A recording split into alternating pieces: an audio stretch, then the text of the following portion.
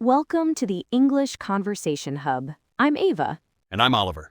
and this is the place to be if you want to, well, master real-life English conversations. That's right, today we're doing something for everyone. We're covering the whole spectrum, from absolute beginners just starting out.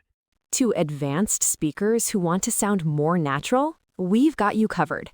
The topic is real-life English conversations for daily use. We'll break it down into 3 parts: beginner, intermediate, and advanced. We'll even do some role-playing. It's going to be fun, so grab a cup of tea or coffee, and let's get started. All right, let's dive right into the beginner level. Ava, what's the one situation every single person, tourist, or new resident will face? Oh, that's easy.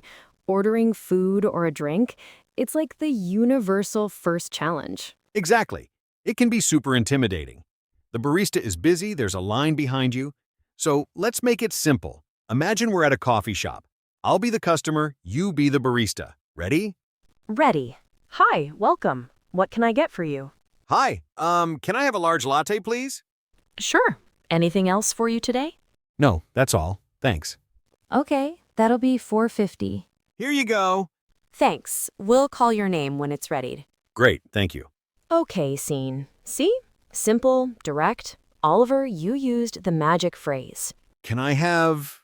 It's polite, it's easy, and it works for everything. Can I have a ticket to London?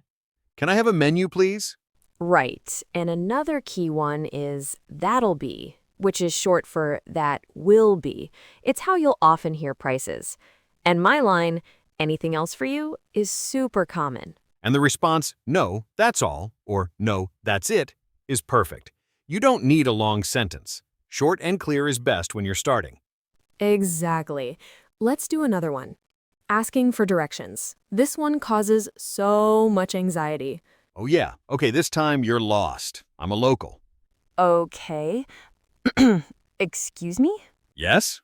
Sorry to bother you, but I'm looking for the train station. Ah, the train station, right. You're going the wrong way, actually. Oh no. No worries, just, go straight down this street for 2 blocks and then take a left. You'll see it right on the corner. It's a big brick building. You can't miss it. Okay, so straight for 2 blocks, then a left? That's it. Thank you so much. You're welcome. Have a good day. Okay, let's break that down. Excuse me or sorry to bother you is the perfect way to start. It's polite. Mm-hmm. And the key phrase is, I'm looking for. You can use it for anything: the bathroom, a specific shop, a person. I'm looking for the nearest post office. And when you get directions, it's a great idea to repeat them back, just like I did. So straight for 2 blocks, then a left. It confirms you understood. Totally. And that last phrase I used, you can't miss it, is something you'll hear a lot. It just means it's very easy to see or find. It's encouraging. So for beginners, the takeaway is keep it simple. Use those key phrases. Can I have? I'm looking for. And don't be afraid to ask someone to repeat themselves or to repeat it back to them. Absolutely. It's about clear communication, not complex grammar. Okay, so let's level up. Intermediate. This is where you're not just surviving, you're socializing. You're building connections. Right. The dreaded small talk. The art of small talk. People hate it, but it's so important in English-speaking cultures. It's how you break the ice. There's our first idiom. Break the ice. To start a conversation with a stranger in a friendly way. Exactly. So picture this, Oliver. We're at a colleague's party. We don't know many people. I'll come up to you. Okay, I'm standing awkwardly by the snacks. Perfect. Hi there. I'm Eva. I work with Sarah in the marketing department. Oh, hi. I'm Oliver. I'm on the engineering team. It's a great party, isn't it? Yeah, it's really nice. Sarah's place is amazing. So how long have you been working here? Just over a year now. It's been a good experience. A lot to learn. How about you? Almost 3 years for me. It's flown by, honestly. So are you from around here originally? No, I moved here for the job, actually. I'm from Chicago. Oh, Chicago. I've always wanted to visit. I hear the food scene is incredible. It really is. You have to try the deep dish pizza if you ever go. It's a bit of a cliche, but it's famous for a reason. I definitely will. Well, it was really nice to meet you, Oliver. You too, Ava. Catch you around at the office. Okay, that was a pretty classic example of small talk. Totally. Notice how we started with the immediate context, the party, our jobs. That's always a safe bet. Mm-hmm. And then we moved on to questions like, how long have you? And are you from around here? These are called open-ended questions. They invite more than a yes or no answer. Yes, that's the key. You want to keep the ball rolling. Instead of, do you like your job, which can be answered with yes, how do you find your job, or what's your job like, is better. Right. And then you find a connection point, like you did with Chicago. I mentioned it, and you picked up on it.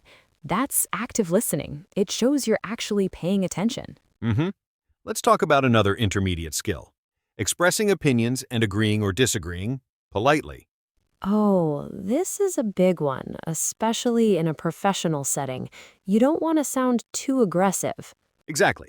So let's say we're in a meeting discussing a new project idea. I'll propose something. Okay, so I think we should launch the new campaign on all social media platforms at once for maximum impact. I see your point, Ava. A big splash could definitely get a lot of attention. On the other hand, I'm a bit concerned about stretching our team too thin. What if we started with just one platform, say Instagram, and really perfected it before expanding? That's a fair point. I didn't think about the workload aspect. But I do think we need to build momentum quickly. Maybe we could compromise. We could focus on Instagram and Twitter, but not Facebook for now. I can get on board with that. That sounds like a good middle ground. It's focused, but still has a wide reach. Okay, so let's unpack the language there. I didn't just say, no, that's a bad idea. Right, which would have been a little harsh. A little harsh, yeah. I started with, I see your point, which validates your idea first. Then I used phrases like, on the other hand, and I'm a bit concerned about to introduce my different view softly. Exactly. And I responded with, that's a fair point. It shows I'm considering your perspective. And the word compromise is huge, finding a middle ground. These phrases are so important for collaboration. It's about discussing ideas, not attacking people. So for intermediate learners, practice open-ended questions for small talk and use these polite phrases for disagreeing. It makes a world of difference. 100%. All right, time to tackle the advanced level. This is for those of you who are comfortable with the basics and intermediate stuff, but you want to sound, well, more like a native speaker. You want to handle complex topics. And this is where nuance comes in. It's about expressing complex ideas, telling engaging stories, and debating. So let's try a mini debate. A classic topic, the pros and cons of social media. Oh, a minefield. I love it. You go first. Pro or con? I'll start with the pros. I think, despite its obvious downsides, you can't deny that social media has fundamentally democratized communication. I mean, it gives a voice to people who were previously unheard and allows for social movements to organize on a global scale. On an individual level, it helps us stay connected to loved ones across vast distances. It's not all bad. Okay, I hear you, and there's definitely merit to that argument. However, I'd contend that the so-called democratization has come at a steep price. The algorithms are designed to promote outrage and extreme content because that's what drives engagement. So instead of fostering healthy public discourse, it often creates echo chambers and deepens societal divisions, not to mention the documented negative effects on mental health, particularly among young people. I'm with you on the mental health aspect. That's a serious concern that needs addressing. Absolutely. But to play devil's advocate for a moment, isn't that a problem with the specific platforms and their business models rather than the concept of social media itself? The tool isn't inherently evil, it's how it's being wielded by these massive corporations. There's potential for a healthier version, surely. Potentially, yes, but I'm a bit skeptical. The entire infrastructure is built on an attention economy. To change that would mean fundamentally altering the financial incentives, and I just don't see that happening without some serious regulation. In the meantime, the negative externalities are piling up. It's a classic case of running before we can walk, technologically speaking. Running before we can walk, nice idiom. I suppose the crux of the issue is finding a balance between connection and, well, corruption. It's a tricky one. It really is. Okay, let's stop there. What were we doing linguistically? A lot of things. We were using more sophisticated transition phrases. You said, however, I'd contend that instead of just, but I think. Speaking of complex topics and the gray areas, that reminds me of a film I saw recently. It was one of those that really sticks with you because it operates almost entirely in that ambiguous space. It was called The Architect's Echo. Mm-hmm.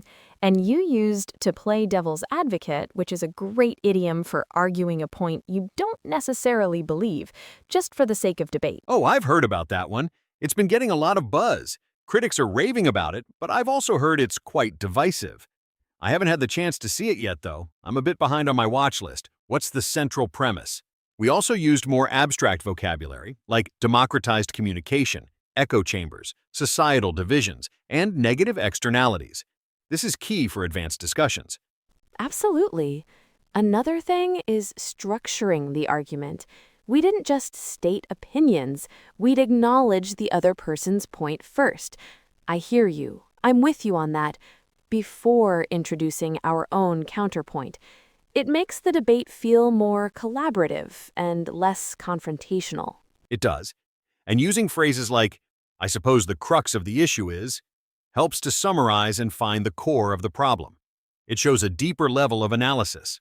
So, for advanced learners, the goal is to expand your vocabulary, practice using those connecting phrases to build a coherent argument, and learn to acknowledge and respond to the nuances of the other person's view. It's less about just talking and more about building a conversation together. Well said.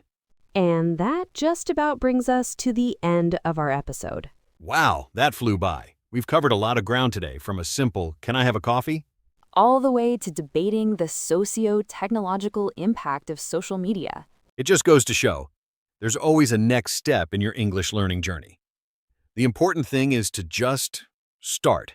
Start with the situation in front of you. Exactly. Don't be afraid to make mistakes. Every conversation is a learning opportunity. We hope these tips and examples were helpful for you, no matter what level you're at. You can find a full transcript of this episode on our website, EnglishConversationHub.com. And if you enjoyed the show, please consider subscribing on whatever platform you're listening on.